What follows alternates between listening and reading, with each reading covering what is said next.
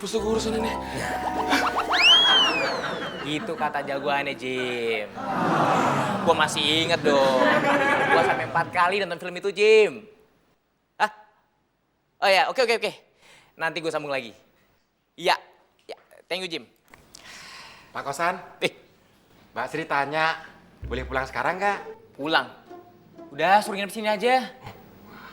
Maaf Pak Kosan, saya nggak bisa nginep.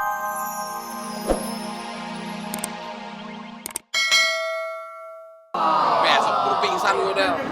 Udah lo pingsan sendiri, gue gak bakal ikut deh, jangan khawatir. Ya udah, mendingan gue cari makanan di luar aja, cari restoran yang paling mahal Jakarta ini. Gimana caranya? Ya makannya pakai mulut, masa pakai lutut. Duitnya maksud gue. Ya soal duit sih nggak usah lu pikirin, Del. Kalau perlu, lu mau makan di mana ayo? Gue jabanin. Lu mau HP baru, sepatu baru, jaket baru, gue beliin, Del. Gratis, nggak usah ngutang lo. Mon, emangnya lu udah berasa ya mau mati? Maksud lo? Bibi gue waktu mau meninggal juga kayak lo, Mon. Ngomongnya macem-macem, nawarin gue segala macem. 2 hari kemudian meninggal. Ya, tapi gue kan bukan bibi lu, Del. Wah, berarti lo bisa lebih cepet dong.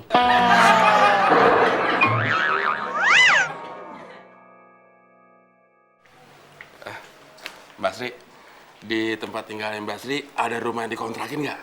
Ada, bagus banget lagi. Ada tamannya, ada kolam renangnya. Tapi harganya 6 juta. Mahal ya? Ah, nggak juga sih.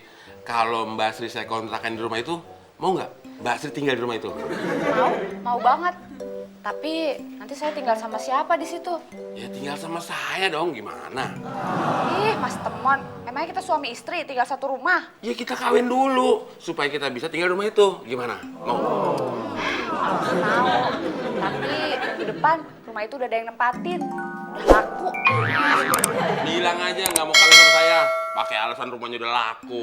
Kalau saya kawin lagi, saya nggak perlu rumah sebagus itu kok. Rumah sederhana aja udah cukup. Yang bener. Ya udah kalau gitu cari rumah yang sederhana aja. Boleh juga tuh. Asal calon suami saya bukan Mas Temon.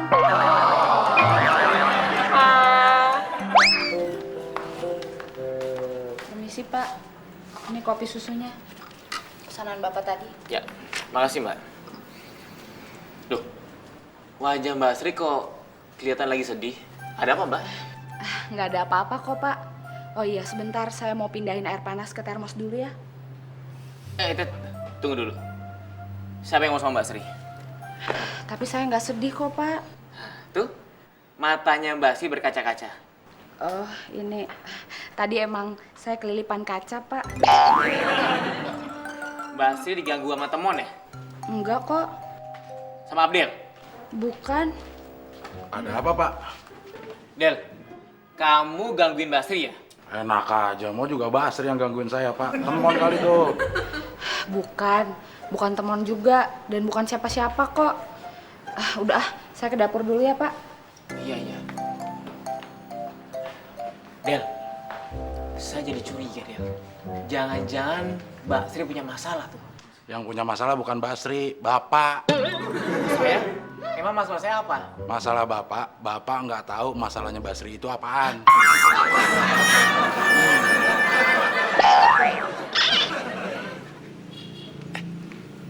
Mon,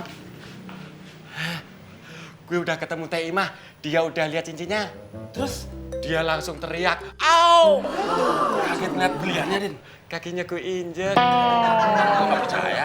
Gue nggak percaya sih. Au! Kalau itu baru gue percaya, Din. Kalau kaki diinjek, kita pasti teriak, "Au!" Gimana soal cincinnya? Kata Teh Imah, cincin ini emasnya asli, berliannya juga asli loh. Tahu dari mana Teh Ima kalau itu asli apa enggak? Dari mimpinya semalam. Katanya dia mimpi. Ah, udah nggak usah. Gua nggak punya duit. Nggak usah cerita soal mimpi. Loh, emangnya gue Teh Imah apa? Habis cerita mimpi, ujung-ujungnya minjem duit. Kata Teh Ima, kalau cincin itu dijual, harganya berapa? Ini bisa 50 juta sampai 100 juta, Mon. Malah bisa lebih. Ini kalau asli loh. Terus jualnya di mana? Ya di toko emas lah, tapi toko emas yang gede. Wah, kalau begitu kita harus ke pasar baru, Din. Ya, pasar baru kan toko emasnya kecil-kecil, Mon. Tapi di situ ada toko emas yang namanya Toko Emas Gede Jaya, Din. Toko emas kecil. Kecil gimana? Kalau toko emas itu kecil, namanya toko emas kecil jaya. Oh iya ya, pinter juga lu, Man. Lu nya aja yang bego.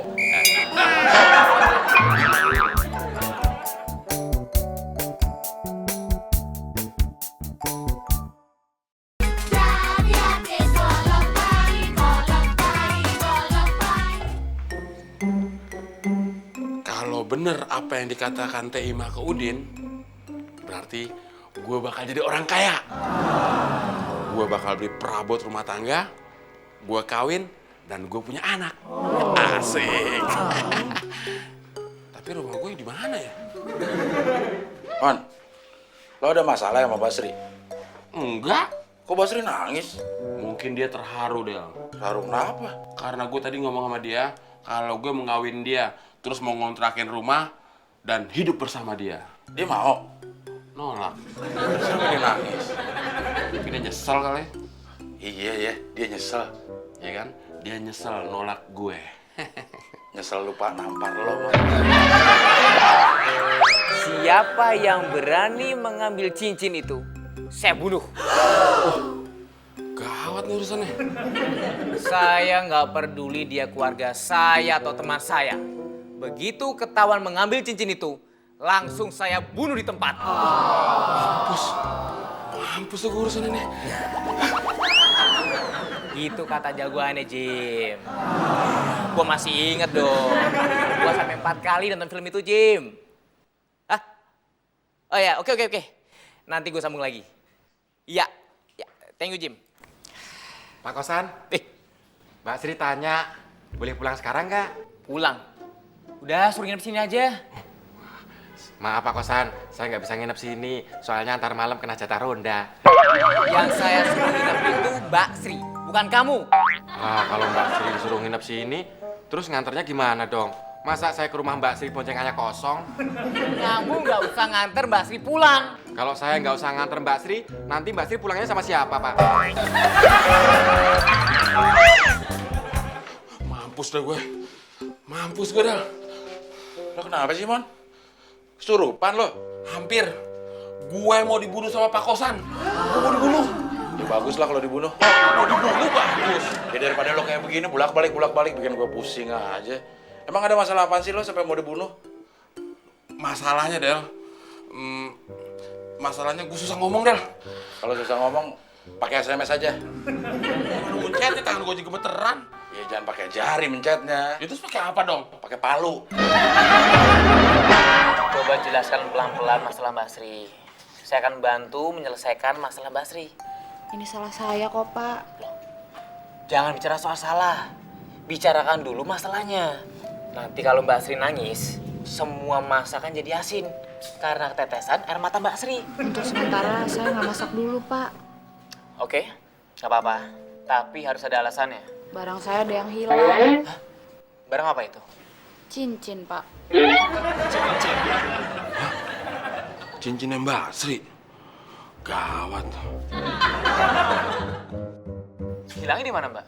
Itu dia yang saya nggak tahu, Pak. Waktu pertama kali saya kesini, itu cincin masih ada di jari saya. Sekarang jari tangannya masih ada? Masih.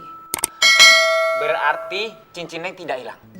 Tapi jatuh. Kalau cincinnya hilang, berarti jari tangannya juga hilang. Emang gitu ya, Pak? Enggak, saya bercanda. Udah, kita cari pelan-pelan. Loh, kok nyari pelan-pelan, Pak? Kan yang hilang cincin saya, bukan pelan-pelan. Maksudnya nyari cincinnya pelan-pelan. Oh, gitu. Tapi boleh sambil nangis nggak? Boleh, tapi nangisnya jangan merem. Emang kenapa kalau merem? Kalau merem, nabrak tembok.